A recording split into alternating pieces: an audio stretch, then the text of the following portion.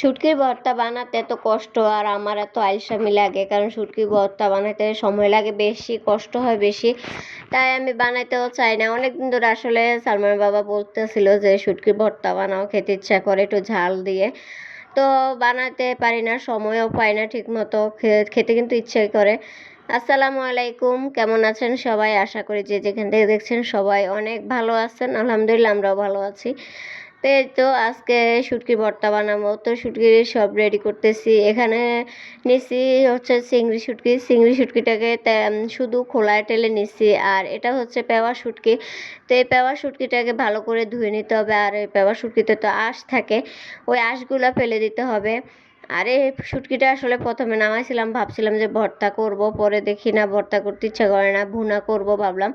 তাই আর এখানে হচ্ছে চিংড়ি শুটকিটা ভালো করে ধুয়ে নিতে হবে, কারণ শুটকিতে তো অনেক বালু থাকে, তাই ভালো করে ধুয়ে নিব।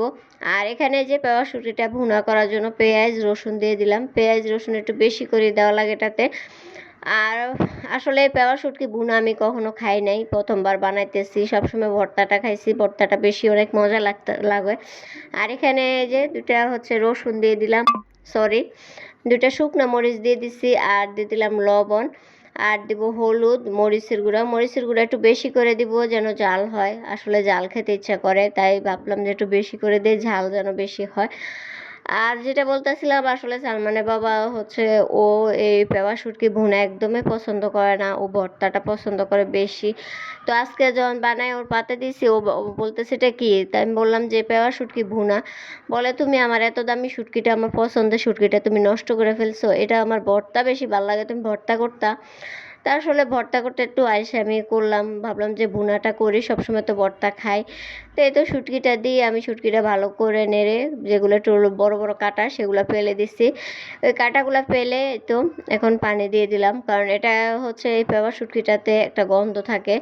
এই পানি দিয়ে একটু ভালো করে রান্না করলে গন্ধটা চলে যায়। আর এখানে যে চিংড়ি শুটকিটার ভর্তা করব পাটায় বেটে, এটা তো আর ভুনা করা যায় না, এটাকে পাটায় বেটে ভর্তা করতে হয়। আর আসলে যতই আমরা যা করি, পাটার বাটা ভর্তা অনেক মজা খেতে।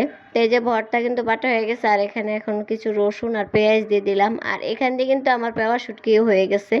এই যে দেখেন, আমি কিন্তু আবার একটু হচ্ছে সরিষার তেল দিয়ে দিছি উপর দিয়ে। সরিষার তেলটা উপর দিয়ে দিলে আরও খেতে বেশি মজা লাগবে ভাবলাম। তো এই তো শুটকি এটা কিন্তু হয়ে গেছে, একদম লাল লাল হয়েছে কালার, আমার দেখে খেতে ইচ্ছা করতেছে। তো এটাকে যে নামিয়ে নিবে এখন।